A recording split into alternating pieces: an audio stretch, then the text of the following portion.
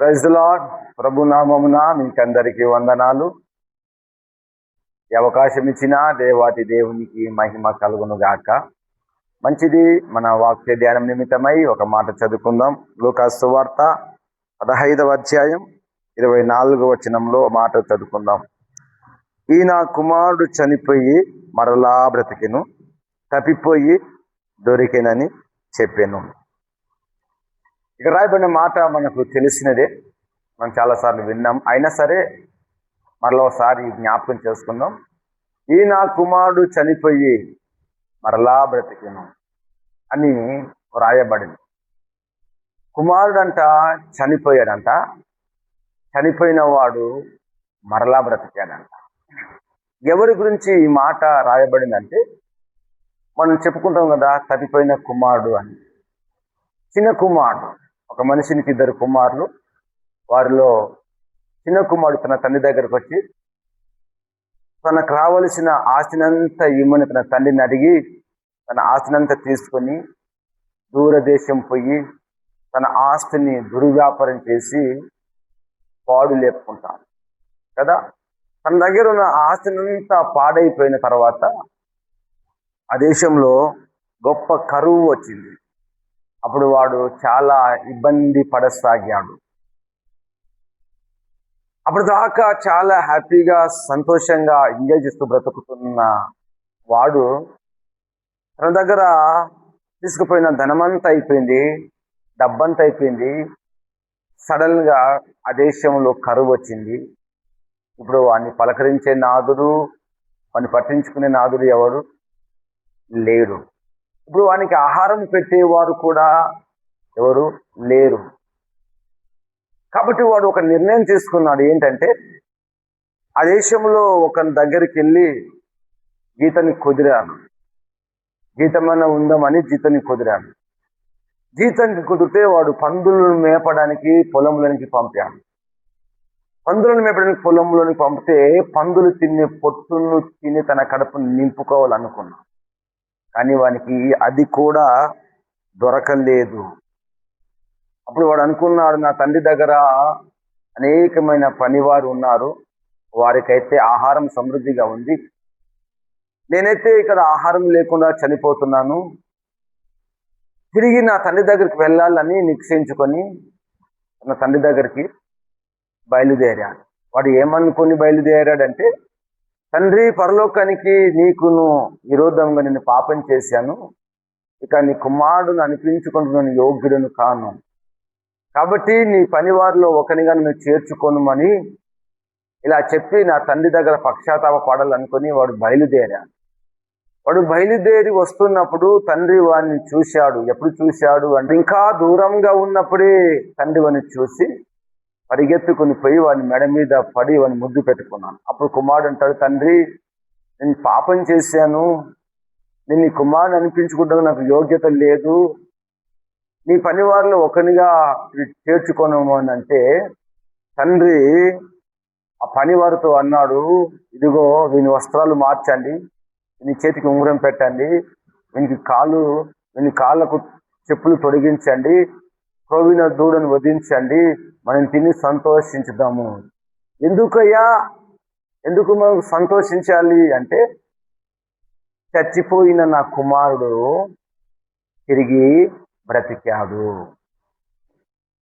అంటే తన కుమారుని గురించి ఏమని చెప్తున్నాడంటే, చనిపోయిన నా కుమారుడు తిరిగి బ్రతికాడు. చనిపోయిన వాడంట తిరిగి బ్రతికాడంట. ఎలా చనిపోయాడు, ఎందుకు చనిపోయాడు అంటే, వీడు చనిపోవడం గల కారణం ఏంటి అంటే, వీడు తండ్రి నుంచి దూరంగా వెళ్ళిపోయాడు. బ్రతికి ఉన్నాడన్ను పేరు మాత్రమే, కానీ వీడు చచ్చినవాడు. అందుకే ప్రకటన గ్రంథంలో కూడా ఒక మాట ఉంది కదా, నువ్వు జీవించుచున్నావన్న పేరు మాత్రమే ఉన్నది కానీ నీవు సార్దిస సంఘంతో ప్రభు చెప్తున్న మాట, నీ క్రియలు నేను ఎరుగుదును. 3వ అధ్యాయము 1వ వచనంలో రాయబడిన ఏమనగా, జీవించుచున్నావన్న పేరు మాత్రం ఉన్నది కానీ నీవు మృతుడవే. కొందరు బ్రతుకుతున్నారు అన్న పేరు మాత్రమే ఉంది కానీ చచ్చిన వారే. వీడు చనిపోయాడు అని తండ్రే సాక్ష్యం ఇస్తున్నాడు. ఎందుకు చనిపోయాడు అంటే వీడు తండ్రి నుంచి దూరంగా వెళ్ళిపోయాడు. తండ్రి దేవుని నుంచి దూరంగా వెళ్ళిపోయాడు. సహవాసం నుంచి దూరంగా వెళ్ళిపోయాడు. లోకములో కలిసిపోయాడు. లోకములో బ్రతికాడు. ఇష్టానుసారంగా బ్రతికాడు. దేవుని ఇష్టానుసారంగా కాకుండా, దేవునికి ఇష్టమైనట్లుగా కాకుండా, ప్రభుకి ఇష్టమైనట్లు కాకుండా, దేవునికి ఇష్టం వచ్చినట్లు కాకుండా తనకి ఇష్టం వచ్చినట్లుగా బ్రతికాడు. అంటే దేవుని సన్నిధిని విడిచిపెట్టేశాడు, ప్రార్థనను విడిచిపెట్టేశాడు, పరిశుద్ధుల సహవాసాన్ని విడిచిపెట్టాడు.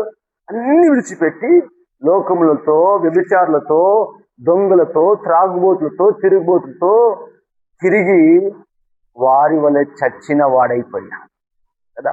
చచ్చిన వారికి ఏమీ అర్థం కాదు. చచ్చిన వారికి దేవుని కార్యలు అర్థం కాదు. దేవుని కృపను వారు అర్థం చేసుకోలేదు. ఎవరైతే దేవునికి దూరం అయిపోతారో, ఎవరైతే దేవుని సన్నిధికి దూరం అయిపోతారో, ఎవరైతే క్రియలు లేని వారిగా ఉంటారో, దేవుని కృపను ఎవరైతే పోగొట్టుకుంటారో వారు చచ్చిన వారుగానే ఉండిపోతారు. వారు చచ్చిన వారు కదా. ఎందుకు చస్తున్నారు? ఆత్మీయతలో చచ్చిపోతున్నారు. బ్రతికి ఉన్నారు అని మాత్రమే, కానీ వారు చచ్చిన వారిగా జీవిస్తున్నారు. ఇంకో మాట చదువుదాం.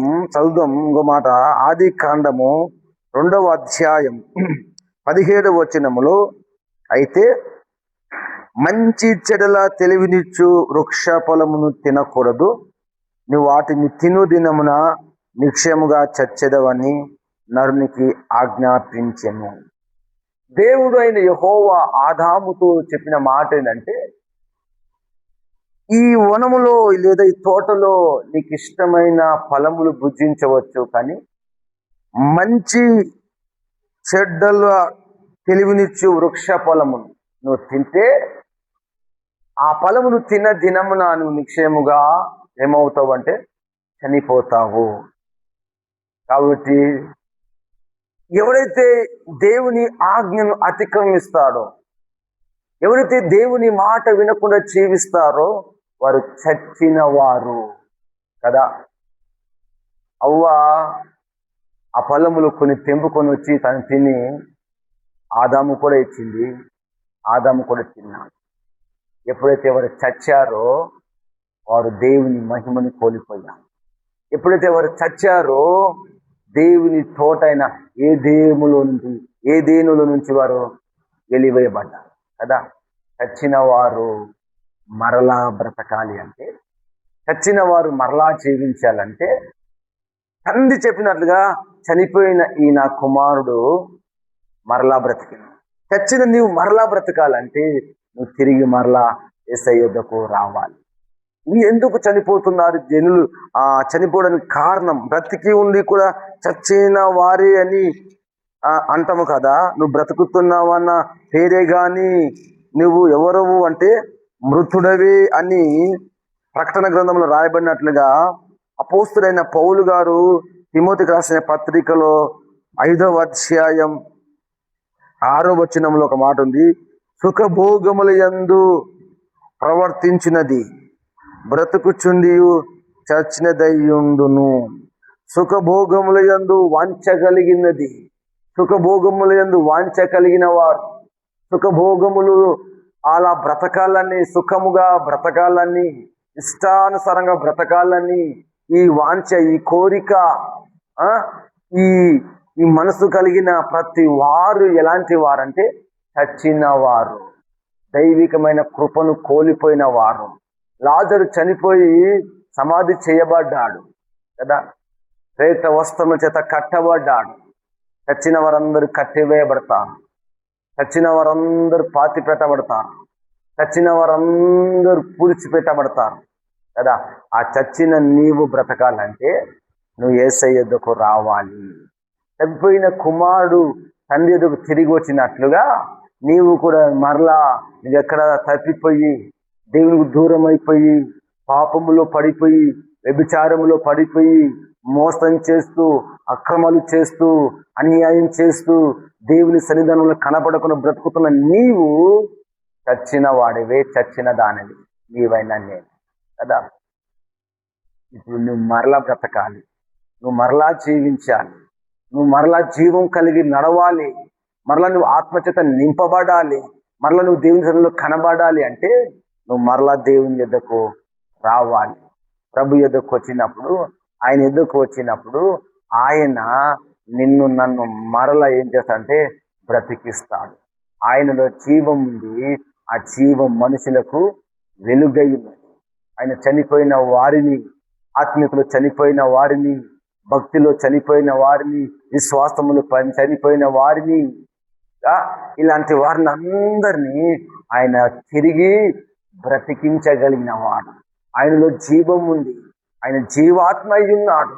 కాబట్టి నువ్వు ఏ స్థితిలో పడిపోయి దేవుని దూరం అయిపోయి చచ్చిన స్థితిలో ఉన్నావో, దేవుని సుఖభోగములందు వాంఛ కలిగి దేవుని మాట వినకుండా, ఆదాము దేవుని మాట వినకుండా దేవుని ఆజ్ఞను మీరి ఎలా చచ్చిపోయాడో, ఇలాగైనా అనేకులు దేవుని మాట వినకుండా, నీవు కూడా దేవుని మాట వినకుండా ఒకవేళ చనిపోయి నీ కోరికలు, నీ ఇష్టాలను నెరవేర్చుకుంటూ ఒక చచ్చిన వాడి వలె నీ ఉంటే మరలా నువ్వు ప్రభు యొద్దకు రావాలి. నువ్వు మరలా దేవుని యొద్దకు రా. ఆయన నిన్ను బ్రతికిస్తాడు, ఆయన నిన్ను బాగు చేస్తాడు కదా. తప్పిపోయిన కుమారుడు ఎప్పుడైతే తండ్రికి దూరం అయిపోయాడో, ఎప్పుడైతే నువ్వు ప్రార్థనకు దూరం అయిపోతావో, ఎప్పుడైతే నువ్వు ప్రార్థన జీవితం కోల్పోతావో, ఎప్పుడైతే నువ్వు సహవాసాన్ని కోల్పోతావో, తండ్రిని విడిచిపెడతావు, దేవుని విడిచిపెడతావో, అప్పుడు నువ్వు చచ్చిన వ్యక్తివే కదా. చాలా మంది దేవుని విడిచిపెట్టి వెళ్ళిపోతున్నారు, ప్రభుని విడిచిపెట్టి వెళ్ళిపోతున్నారు, దేవునికి దూరం అయిపోతున్నారు. వీళ్ళందరూ చచ్చిన వారు. ఈ చచ్చినది ఎవరైనా సరే, ఆదాము దేవుని మాట వినకుండా ఆ పండును తిన్నప్పుడు ఆదాము తన మహిమను కోల్పోయాడు. చెప్పు, ఏదేను నుంచి నెట్టివేయబడ్డాడు. నీవు కూడా చచ్చిన స్థితిలో ఉంటే దేవుని రాజ్యంలో ప్రవేశించలేవు, దేవుని కార్యం నీ పట్ల జరగవు, దేవుని ఆశీర్వాదం నువ్వు పొందుకోలేవు. కాబట్టి చచ్చిన నీవు మరలా బ్రతకాలి, మరలా నువ్వు నిలబడాలి, మరలా నువ్వు కృపను పొందుకోవాలి, మరలా నువ్వు ఆత్మను పొందుకోవాలి, మరలా నువ్వు దీవించబడాలి, మరలా నువ్వు ఆశీర్వదించబడాలి.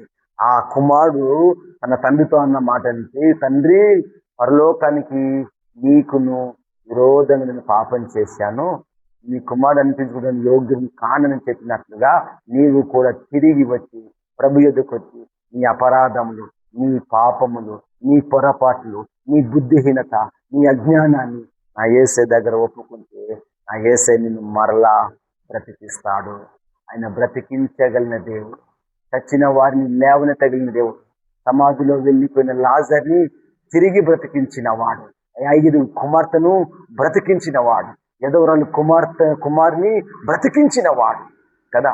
నీవు ఈరోజు యేసే దగ్గరకు వస్తే, నువ్వు కూడా ప్రభు దగ్గరకు వస్తే, ఆయన దగ్గరకు వచ్చి నీ స్థితిని ఒప్పుకుంటే, నీ అపరాధం, నీ పొరపాట్లను ప్రభు సన్నిధిలో ఒప్పుకొని విడిచిపెట్టుకోగలిగితే ఆయన నిన్ను బ్రతికించునుగాక.